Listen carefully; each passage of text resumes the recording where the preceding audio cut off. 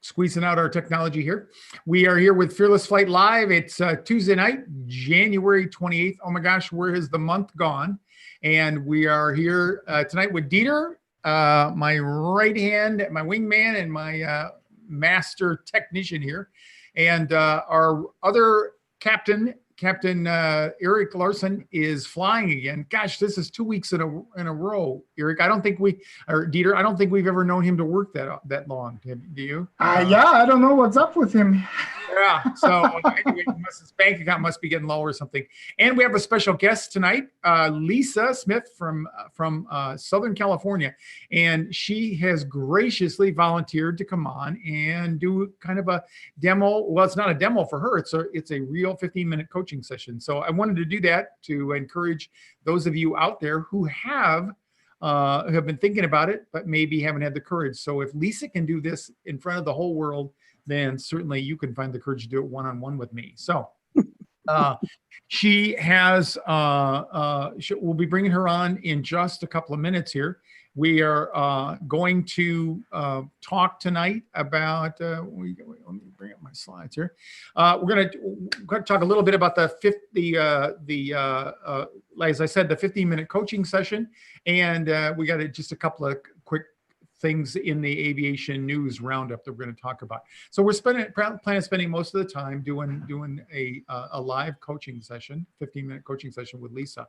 And first thing we wanted to do is talk about our online masterclass, Flying Over Water. This is, I think, Dieter, this is the #1 most searched term, isn't it, that we could find on Google related to fear of flying? If there's one thing that stands out when we look at what people are searching for and finding Fearless Flight, it is the fear of flying over water. Yeah, by far. And we're talking a little bit to Lisa, and she might have a little bit of a opinion on that as well. So we'll do that. But this is going to come up. We have our next class for anyone in the Phoenix area. Our next live Clear for Takeoff 101 class is coming up this Saturday night at the Phoenix Airport, 6 o'clock showtime. We spend half the time in the classroom, and then we move to a static airplane, Southwest Airlines airplane that they graciously donate to us to let us get on that night and finish the class up. And then the next morning, I know it's Super Bowl Sunday, but come on, man. It starts at 10 o'clock Pacific and 1 o'clock on the Eastern time zone. And so we'll be done long before the Super Bowl comes on. So you can do that. And if you got to get ready for all your guests coming over or whatever, it's going to be recorded, and there will be a replay like we did on our last master class. So no excuses. This is really, it's going to be interesting. It's one of the most fun things I do. I used to teach international. Eric used to fly international, and so we're actually using that as our agenda. We've got this came on the actual off of the program that I used to teach to international pilots there. So it's going to be really informative, and it's going to be really interesting. I think you'll find, I think you'll be surprised as to some of the things we talk about. And the best thing, the bottom line is, it should put to rest a lot of your concerns about flying over water. You're going to know more, and you're going to do better with it. So anyway. So I just want to interject here. So it looks like we have some bandwidth limitations here. I'm actually down here in Phoenix, and looks like that the internet is not quite robust enough to handle all of our data going up and down. So you just have to do without the slides on the screen. So you just have to, sure, that's good. That's go good. through it. Okay. Yeah, no sweat. So let's move on then. Let's bring on our guest, Lisa Smith, and let's talk about that. Hi, Lisa. How are you this evening? Hi, Captain Ron. I'm good. How are you? Okay, good. And we both promised each other we'd keep each other company and pretend like there was nobody else listening but to our conversation there. So I'm good with that if you are. And yep. What I'll do is I just want to go over, for those of you who have never done a 15-minute coaching session, Rarely do I finish in 15 minutes. I doubt whether tonight will be any exception. But what goes out when you make the appointment is you get a little questionnaire, a little intake form that you fill out. And the first question is, I fly regularly. And Lisa said, no, she doesn't fly regularly. I have a lot of people who fly regularly, and it's just uncomfortable for them. Then the next one is, do you have plans to fly in the next 90 days? And you don't, but you had, I'll interject here, Lisa, you had a recent experience where you tried to fly, right? So tell us a little bit about that and some of your history. Sure. So I've only flown twice in my life, and the first time was not a problem. I was 14 and flew by myself, and it was no issue. The next time was in my early 20s, and I went to Cabo, and I kind of white knuckled it. Ironically enough, we talked about the water thing because I felt much safer over land than I did water, which is kind of silly. But and then I haven't flown since then. So in September, I did try to make a flight from Burbank Airport to Dallas, and I made it into the plane. I was fine in the airport. I was nervous, but nothing major. Got my seat. Southwest was great and everything, and I sat there, and as the plane filled up, it was a full flight, and I had not been on a plane in so long. It was very cramped. I felt very overwhelmed with the number of people in the limited space. And just as we sat there, the anxiety just kept building and building and building. My husband, I was sitting there next to him. I kept saying, I don't want to do this. I don't think I can do this. And finally, as they were about to shut the doors, I grabbed my purse and ran off the plane, leaving my luggage and my husband behind. As we found out before, your husband eventually followed you, but did he have mixed emotions? I think he really did. I think he was looking for a little vacation and not have to deal with my neuroses. Was it a planned getaway for the two of you, or? It was actually a work trip, so I needed to call my boss and tell her I couldn't make it, and that was my biggest thing there that I realized is this is a trip that is done annually. Yeah. Out to our Fort Worth site. And so for me to be successful in this job, I'm going to have to get over my fear of flying. But not only that, I want to travel. There's so many places I want to go and I want to see. And this is just very crippling. And I just want to get over it. Okay. Well, the good news is you can, and the better news is that fear of flying is one of the most successfully treated phobias that there is. So let me ask you this: you said that you flew okay when you were 14, and that means you didn't think about it; you just did it. No, I didn't. Okay. And in your 20s, that's not uncommon. A lot of people, as they mature into independence and moving out of the house, I don't know whether it's in the back of their minds or whatever, that now they, that safety net with our parents and stuff kind of goes away. But that's a very common reaction for I'd say about 40 to 50% of the people that I've worked with over the years. Just a little known but interesting fact. When we're doing our fear of flying survey, by the way, if you haven't taken that survey, we'll probably have that in the show notes. Yeah, I'm gonna put the link into that. Perfect. One of the things that we're finding, it's validating from years before, is the number of women to the number of men that we have that take the survey is 3 to 1. So for every man, there's 3 women that do it. And I think part of it is, I've read, there's research that says that men, we process stress a little bit differently. So it might not be as much of an issue for some men, but I think also right along parallel with that is men are less likely to seek help. And I think women are the stronger of the two sexes for that matter.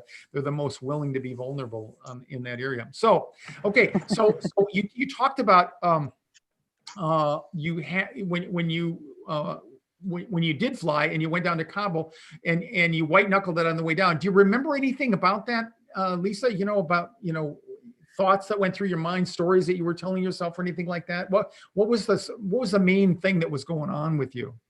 The main thing, twofold, is I did not like being up that high.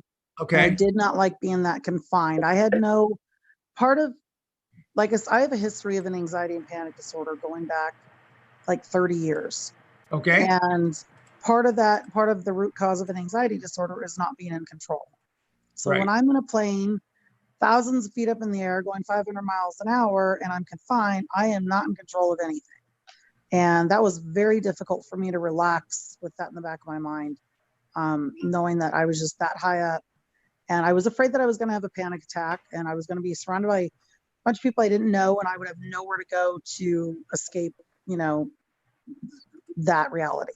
Yeah. You know, So it's I used kind of a 1-2 punch. Part of it is thoughts and stories about being that high, which is fear of heights, that's more of an innate fear of falling. Right.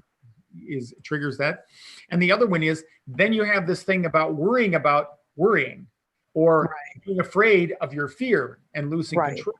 And so now you've got a loop going on, and it kind of just keeps spiraling, if you will, as just like water going down a toilet or something, and it gets more and more intense to the point where now your biology kicks in, and now you've got chemistry changing. You've got your brain producing cortisol and norepinephrine, and it just keeps getting you amped up, and it's hard to get back. So just for if we didn't have anybody listening to us, I want you just right now, I just want you to take a deep breath and just Okay.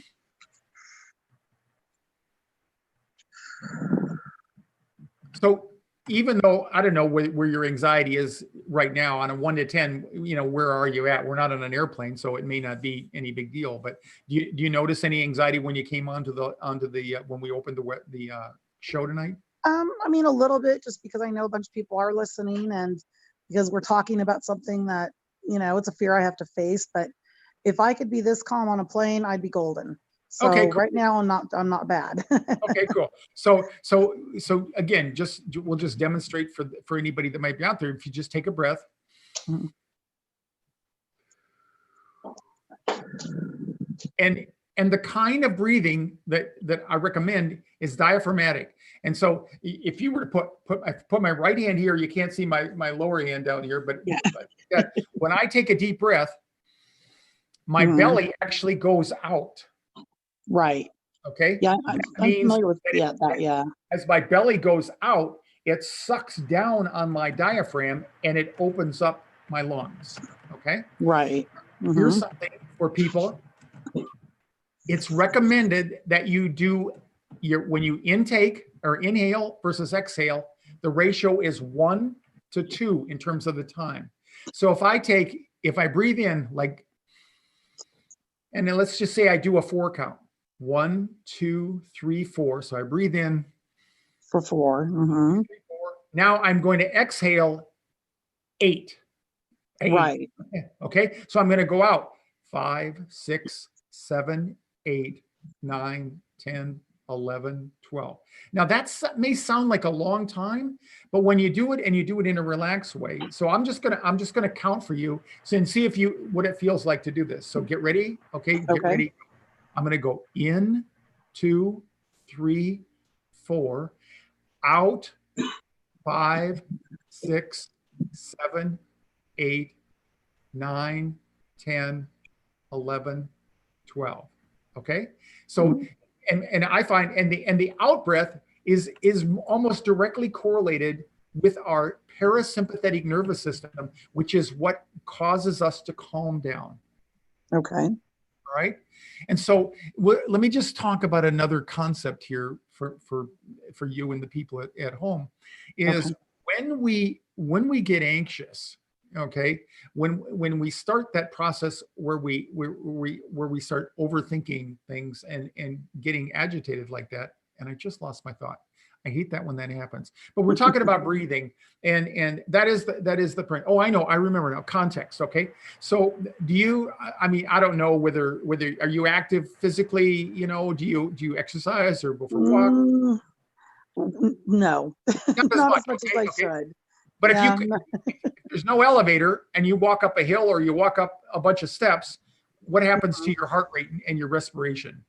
Sure, it goes up. Yeah, quite a bit. It goes up, okay? But when it goes up, do you think, oh my God, I'm going to die. I'm having a heart attack because my heart's beating fast and my palms are sweaty and I'm breathing fast. Do you think that is a possibility? No, but it depends on how steep the stairs are. Okay. So, but if you're sitting in an airplane on the way to Cabo and you look out the window and you're over the water high up in the air, okay? And now you start to have heart palpitations and breathing and sweating. Now you do freak out, right? Right. So context makes a difference. Right. And a lot of us don't think about that. So if we can kind of reverse engineer that, if I'm climbing up a hill or up steps or something like that, or I'm exercising vigorously, Mhm. I expect all those bodily functions to go up. But if it happens to me when I'm just sitting there minding my own business, then it causes me to become alarmed. And So let so, me ask you a question then on that.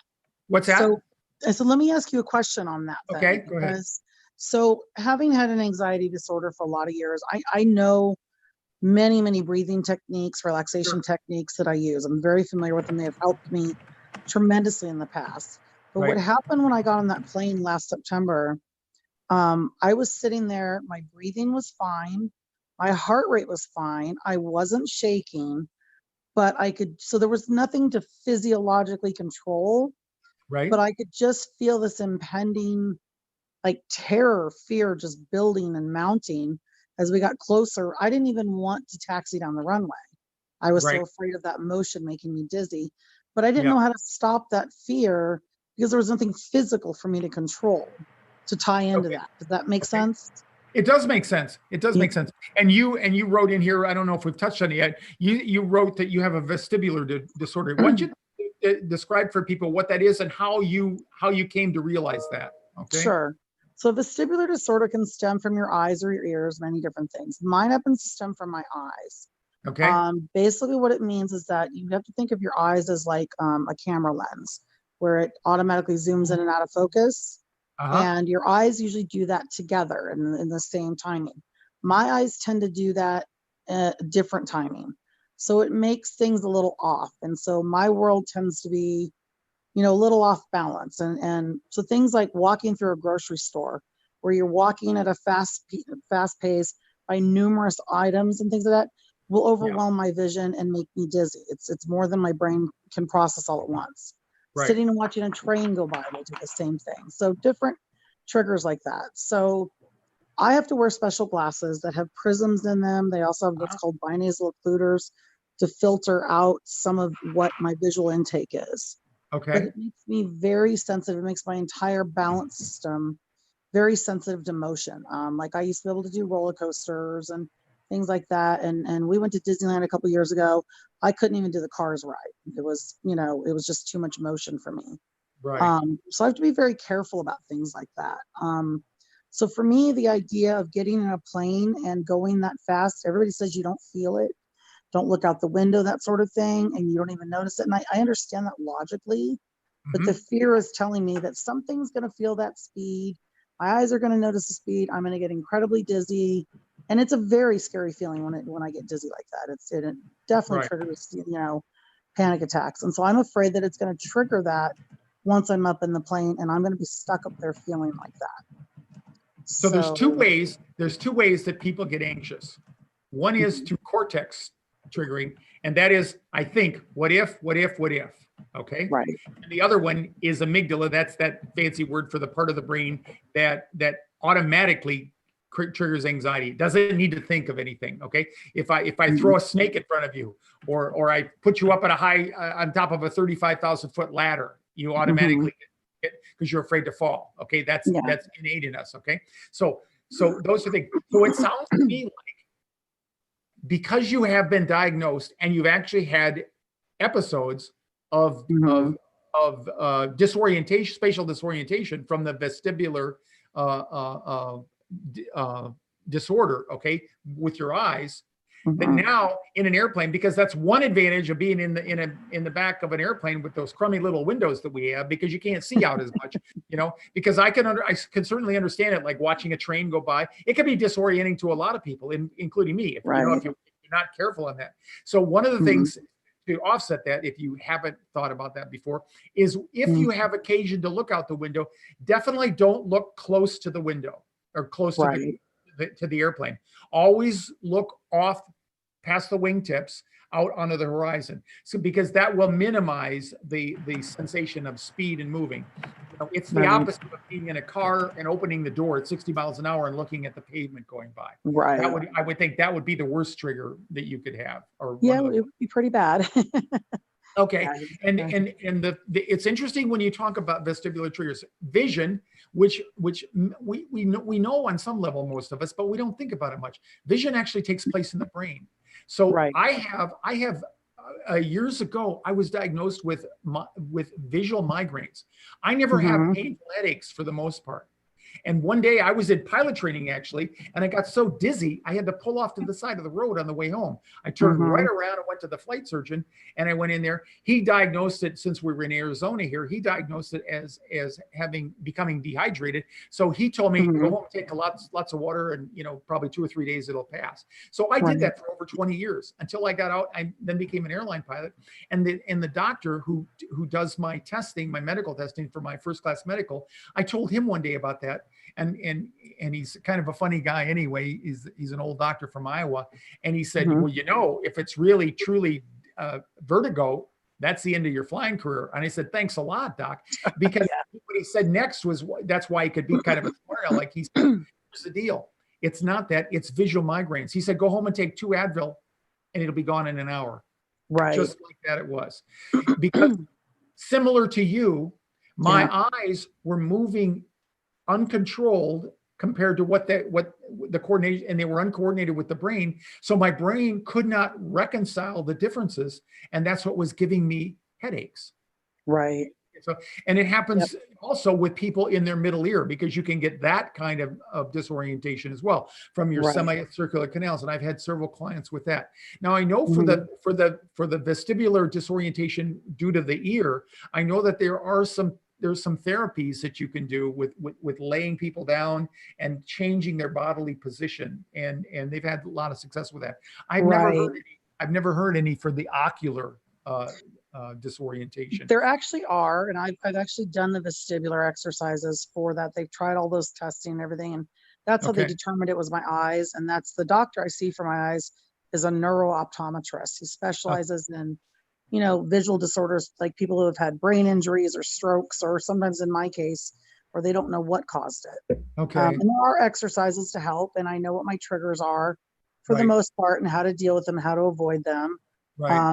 And I manage. I was housebound for the better part of a year when I first was diagnosed with this. And now, I do drive, I work full time, I've gone to school, and, I just have to be careful about, how much I'm on my phone, how tired I let myself get, things like that.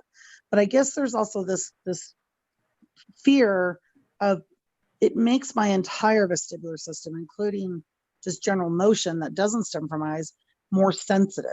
Sure. So, I can't close my eyes and just spin around and be fine. It's like, that does not work for me. The whole system. So that's where I get afraid that, okay, I know that when I get on the plane, I can close the window, I can close my eyes, but I'm still going to feel the motion. And so my fear is that, will it be too much?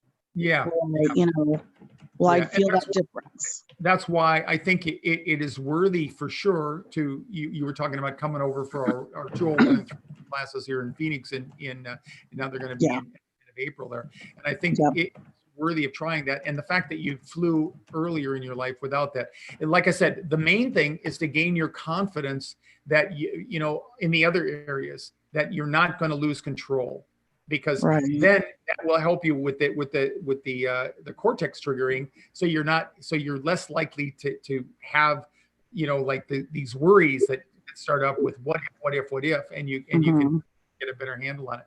One of the things, I apologize to everybody, we're changing the format a little bit. And one of the things we want to do is encourage people out there to call our number, and we can't put it up on the slide here, so I'm going to read it twice slow.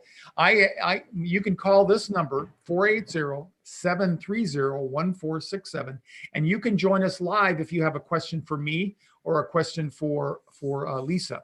So feel free to do that, and we're going to continue that, and we're going to be promoting that more and encouraging people more to join us like that, because ultimately I'm going to put the link. I also put the phone number in the comments as well. Okay, great. So if you're watching on a mobile phone, I guess you can just actually literally click on the link. It should open up the phone app on your Android or iPhone. Let me just because there's a question from Susan, and I'm not sure if it's actually for you, Lisa, or Ron. Susan is asking, does Dramamine, Dramamine, does that help? Have you tried Dramamine, Lisa? No, I've never tried Dramamine because it doesn't. The doctors didn't think that it would be something that would help me. And I Yeah, know it's very because it's sedating. for nausea. Yeah. Yeah, and it is very sedating, and that might actually make it a little bit worse. Yeah. So it's not something I've tried now. Yeah. Yeah. Okay. Yeah. I don't, I know that that's typically what people do. They use patches, Dramamine patches for people on cruise ships that, you know, they Right. subject to seasick. So I don't think so. That's so much because that's a physical sensation that people feel in their gut, as opposed Right. to an, you know, an ocular stimulus that you're getting from looking out and seeing the environment move on you in a way that your brain is not tracking. So yeah, I'm not Right. that. But So on that note, Captain Ron, yeah, can you describe like what people have talked about air sickness? uh-huh. What is that? What is happening to you physiologically? Is that something that makes you dizzy, or is it? I don't understand if you're in a plane that you supposedly can't feel the speed of emotion or the momentum or whatever it is. What is causing people to get air sickness then? That doesn't make Well, sense. here's the thing. When we become anxious, okay, Mm-hmm. fear of flying is the perception of a life-threatening situation, Mm-hmm. event, or circumstance combined with feelings of helplessness. Okay. Right. So we get that if there's a grizzly bear, we open our tent flap and there's a grizzly bear, or we get that if we're afraid to fly and we start thinking about all the things that can happen when we fly. Okay. So Okay. anxiety is the culprit, and fear of flying is not about fear. It's about an anxiety disorder. It's about a process in your body that uses the fear mechanism to cause you to constantly worry. Okay. And worry was designed to alert us and grab our attention. So going back to your question, what causes nausea?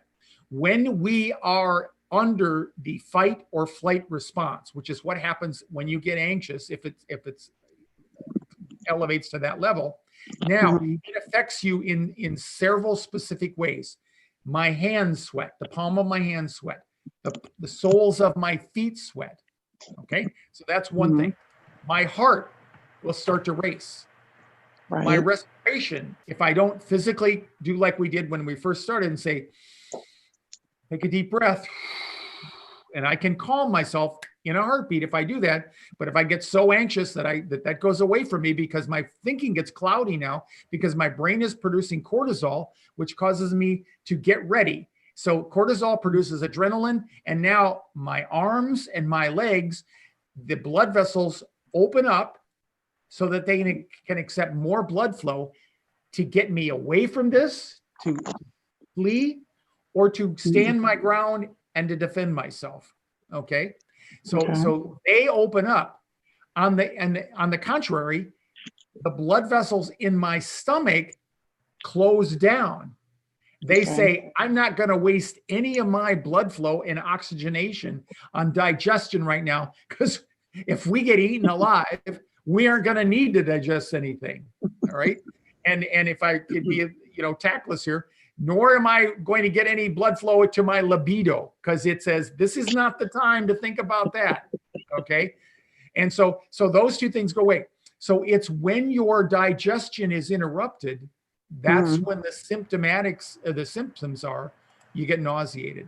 Okay. So this Now air you can get sickness. nauseated also from, from vestibular disorientation when it affects your vision, right? Right. Or my balance. I can do that too, because my brain is in the control loop for feeling balanced, or see or visually getting cues that I'm balanced, everything's working, but and it can interfere with it can be incongruent with the feelings going on in my stomach if it's anxiety related. So when I was in the military, it was interesting. We had fellas that went, in those days it was all male, but we had fellas going through pilot training with me. We had one in my class, and he continually got sick when he went up to fly. And if you obviously if you can't stay in the airplane without vomiting, or getting sick all the time, you can't be a pilot in the Air Force. Yeah. So they would eliminate them from the program, and the designation, which is interesting, and I never thought about that until I started working with Fearful Flyers 32 years ago, was MOA, manifestation of apprehension. And so it literally is fear of flying. It's worried about that. And so here you've got people like me who wanted to go fly. They were motivated to go fly, but they could not shift that awareness away from worrying about being in an airplane and out of control to focusing on the task at hand, which was to learn how to fly. And I always, I love my instructor to death. He was a great guy. And on your first ride in a jet airplane, they take you out there. He has to demo the takeoff, the climb, all that. And then you get into your practice area, and he said, you want to see some acrobatics? And of course, who's going to say no? So he did a loop with me, and then he did an Immelman. I go up and flip Oh God, no, that would kill me. And by the time he did the second maneuver, he knew, even though he couldn't see my face because of the oxygen mask and my visor down there, he knew from experience that when he's flying and demoing, that the chances are that the new pilot to be in the other seat isn't following along here because he's not used to that. And so he said to me, "You want to fly?" And I said, "Yeah." And he put me on the controls end, and then he just started his instruction, giving me tasks. I never, ever, ever had another problem with nausea in an airplane. And so that's what I try to do on one level with people like you who are afraid to fly. When I go fly with people, I try to talk and get their attention on anything but flying. Right. Actually, Michelle Via, just a little earlier, hi Michelle, she put that very thing, because I put a question and said, what is the one thing that stood out, in your 15-minute free coaching call with Captain Ron? And she said, well, one, that you use humor, right? As a distraction, but also talk about anything other than having them, her mind obsess about what's going on, the flying and stuff like that. Right. So that's a perfect example. Yeah, go ahead, Lisa. I was just going to say, my husband teases me, and I can't deny it, that if they let me fly the plane, I'd probably be a lot better. Okay. Hey, let me interrupt here. I got a call here. I think this is Susan. And Susan, do you have a question? I don't have a question, but I have a statement. Okay, go. I want to tell the caller that you had me doing math on the plane. You can't give all my secrets out though. Doing math? That was the best distraction ever. I don't know if that would be a good distraction or another stressor. I'm terrible at math.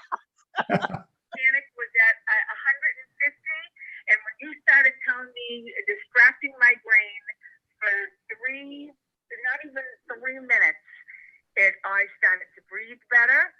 My cortisol started to come down, and I stayed on the plane. Well, there goes that secret, Susan. Hey, thanks, Susan. I remember. Yeah, I remember we had a lot of fun. Yeah. Yeah. I appreciate your call. Thank you. You are the icebreaker. We're gonna find some prize to give you. All right. Hey, Susan, thanks a lot, and have a great evening. Okay. Ron, I'll talk to you soon. Okay. Bye-bye. Thanks, Susan.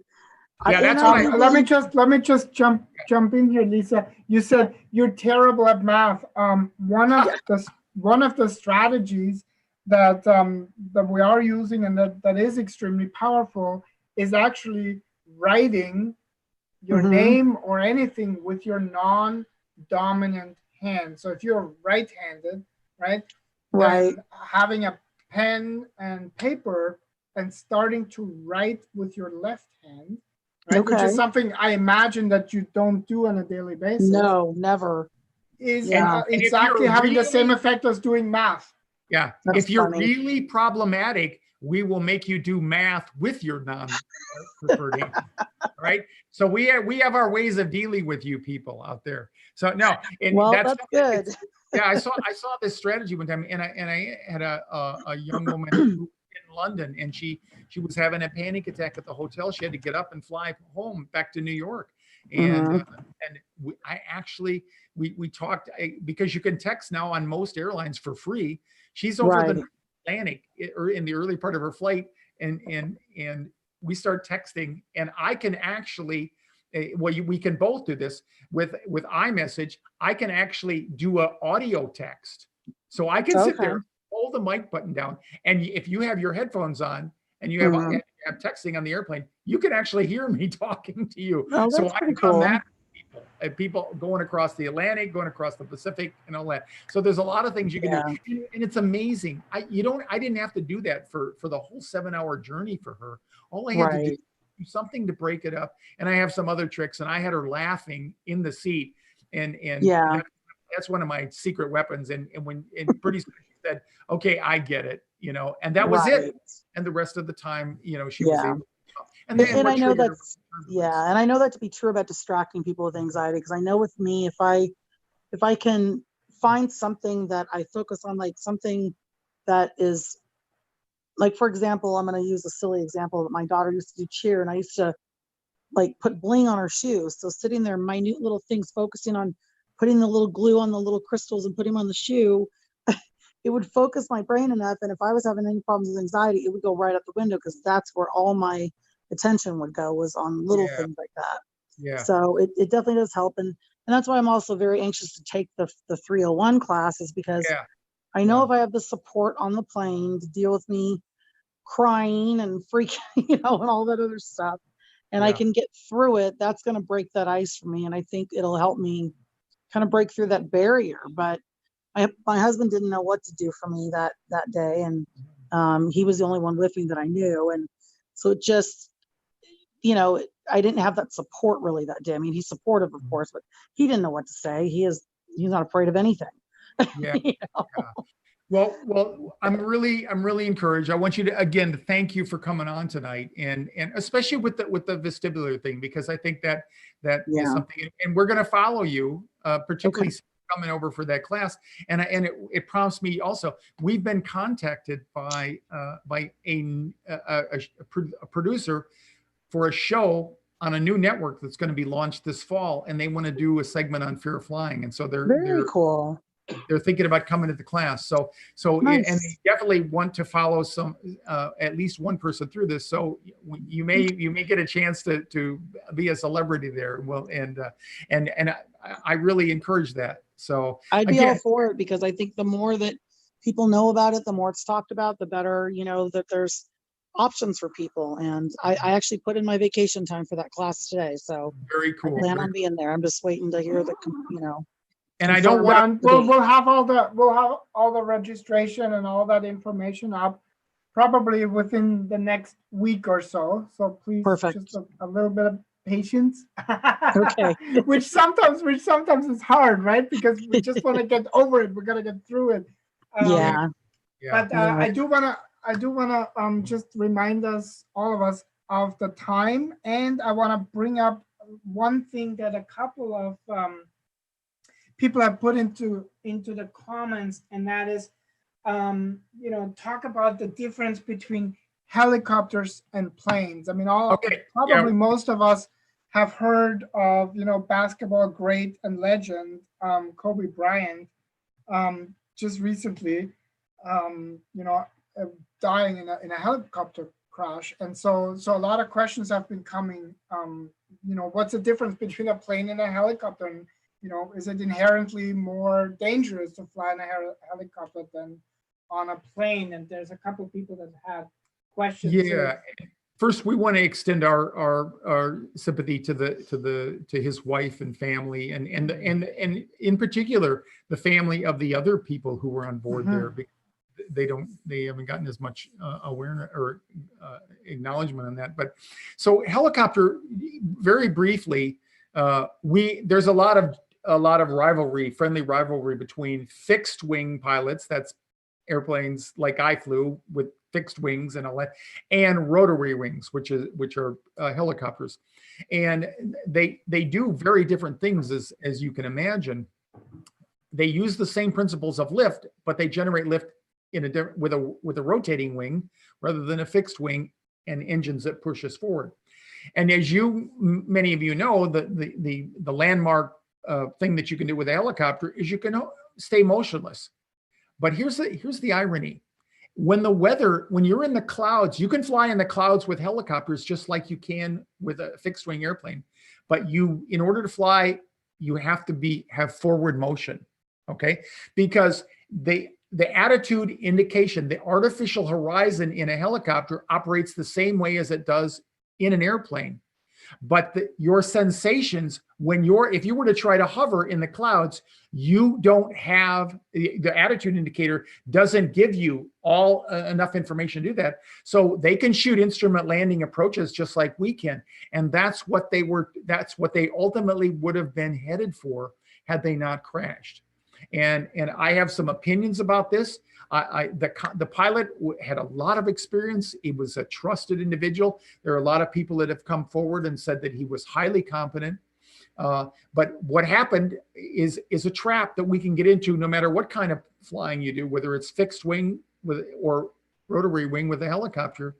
When the weather starts to decrease, okay, in an airplane, you're already in protected airspace. You don't drop down and try and what we call scud running to get underneath the clouds that might be forming and moving in, okay?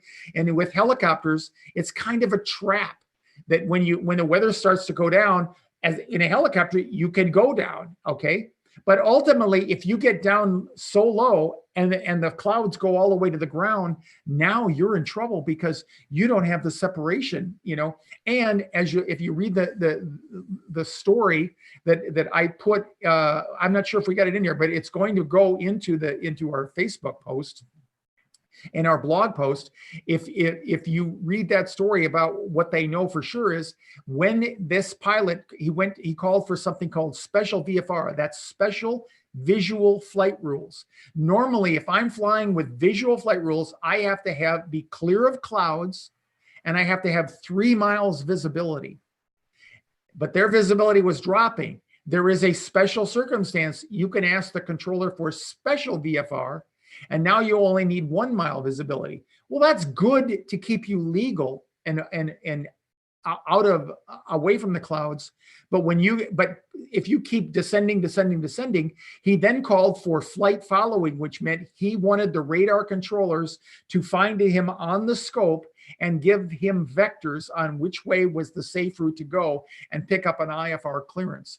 And unfortunately, by the time he asked for the radar controllers to identify him and give him vectors, he had descended so low that he was below the radar coverage, because the radar sitting on top of the mountains and stuff around there, if you're behind a mountain and you're below the level of the mountain, the radar signal goes right over you and they can't see you. So and we had Eric and I and Dieter were on the phone together this afternoon having a conference call, and we were all discussing this. And Eric had a lot of details and a lot of opinions because he's been in those kinds of situations. And my opinion is this is what causes accidents. You're driving on the freeway and you're getting frustrated behind this slower than normal car on the freeway. And so you decide to cut over, and it's a little bit closer than what you'd like to do in front of the car in the other lane that you're going to cut in front of, but you decide to do it anyway. And in the back of your mind, you've done this multiple times before, and it's always worked out. But today, for whatever reason, either that car accelerated faster or was coming up faster, you misjudged slightly, and it doesn't work today. And that's how accidents happen in any mode of transportation, but certainly they can happen in this. So in an ironic situation about this, you've got a very experienced helicopter pilot who's very highly competent, very highly qualified, and he's probably done that, requested special VFR, dropped down below the clouds, and it's always worked out, except today, for whatever reason, when he dropped down, the weather closed in on him and he ended up either in a blind canyon or he obviously flew into the ground, and the rate of closure was such that it destroyed the helicopter and nobody survived on board. So that's in a nutshell a difference between that. And it may not be as complete as you like, but basically in a helicopter, you have to have forward momentum like a fixed wing airplane in order to fly in the weather. And you have to get a clearance and plan that in advance. And it appears that it was a little bit late and slow on getting that special clearance and getting radar contact and getting an IFR clearance, an instrument clearance to, I think the Van Nuys Airport is where he was headed for. So again, very tragic. It's the worst that happens, and you can bet because of his popularity and his fame, his celebrity, that will become very public on what happened, and the public will be watching that. So, but as far as I put that article in there and I made a note in there, this has nothing to do with you flying on an airliner. That what happened to them, it has no relevance in terms of how they got into that situation. We're not even offered that in a commercial airliner. You can't do that. The rules do not allow that. That's something special for helicopters and little light airplanes on occasion. So, okay. Well, I think we've gone plenty long. I want to, and that was our aviation news that we wanted to pass along tonight. I want to thank you again, Lisa, for being so public and so courageous to do that. That is a favorite adage of mine, is our secrets are what kill us. So we don't want to keep this secret. It's what keeps the shame and the embarrassment down there, and it keeps us from getting help and working through this. So Yeah. we're looking forward to, I will follow this up with an email. We'll be in touch, Lisa, and make sure that you get the links to register for the class. And I hope you can tune in for our online masterclass for the flying over water for everybody. You can look at that and register for that. That's up and the registration is open. Again, it's going to be, I think it's going to be one of the most interesting classes that we do. I've done them before, but this one we put a lot more effort into it, and because we want to give you some really good information. So thanks for everybody. Thanks again for Susan for breaking the bubble here and being our first caller. And next week, I promise you, I will be more up to speed on that, and we'll be replicating that. We want to turn this into podcast material so that you can get this and listen to it offline and make it more easier for you. The big advantage of living in this era today is that you can get information on demand when you want it rather than when somebody else wants to give it to you. So anyway, Dieter, any closing remarks? No, other than people have really two things. First of all, Lisa, thank you so much for your courage, and people have acknowledged that, because I think a lot of people that are watching, they're like, oh my God, well, I'm so glad it's not me. Yeah. You made a lot of them feel better, Lisa. And well, good. but on the other hand, it is really, really exactly what Captain Ron said. It is the shame that keeps us in our darkness, right? And reaching out it takes a lot of courage. So, and I think people really genuinely like that you had no prior contact really with Captain Ron. Is that right? I mean, no, I reached out back in September-ish or something. I wanted to do the class in late October in Burbank, but just for financial reasons, we couldn't make it happen then. Mm-hmm. And so I just found out about it, and I've been wanting to do, this since. Mm-hmm. So when I was nagging Captain Ron about when the next LA class was going to be, he suggested doing this. And I was like, yeah, I had anxiety for so long. I have nothing left to hide anymore. I don't feel it's something people should be ashamed of. And I want to get over this so much that I feel like I need support from people, and I'm not going to get it by being quiet. So, but I thank you both for your time. Your courage inspires me and a lot of others, Lisa. So thanks again. Well, thank you. I'm very grateful that there's people that care enough to do this, because fear is an awful thing to live with. So this is awesome. Thank you. It is. Indeed, it is. And you know what, Captain Ron, we got some feedback. Thanks, Tracy. She said that was really helpful and informative. So that's really good affirmation for us as well. Trying out different ways of how to engage with you out there. And if you put it, yeah, exactly, Lisa. If you aren't are you part of the Birds of a Feather Facebook group? I am. Yep. Okay, cool. So that's really awesome because we had a couple of people mentioning that. And Yep. so if you're watching this and you're not part of the Birds of a Feather Facebook group, then I will put a link in there. So it's like a support family where Fearful Flyers, formerly Fearful Flyers, and we are in there supporting each other. And also sharing successes, sharing things that work. And it's really a great, oh my God, every time I get a notification, I'm like, oh my God, this is so cool. Yeah, So- yeah, we're getting great positive. And if you have not taken advantage of a free 15-minute coaching call, not shame on you, but get on it. Yeah, come on. It's the way out of this is through it. It's not to stop in the face of it. And that's why people like Lisa inspire me. And that's why I love to do this. And that's why I'll keep doing it until like my last breath is you need to talk to somebody, preferably us. If you need to, we're here and we're waiting, and kudos to Carmen. Carmen, you should finally find your follow-up 15-minute email. I finally got it done here just minutes before we started tonight. And I've got two more in the word. Joe Frisbee, I've got one coming to you and one other one, Debbie, it's coming to you. So I'm getting all caught up. So I got room for more 15-minute phone calls. So don't hesitate. Come and join us. So anyway, thanks everybody. Thanks Dieter. And we want to wind this up tonight. This is our gift to you. Every week we'll be here for you. If you're afraid, if you know somebody's afraid, or you just like to talk and learn about airplanes. So this is Captain Ron with Dieter and our guest Lisa Smith signing off. We'll see you again next week and happy landings. Thank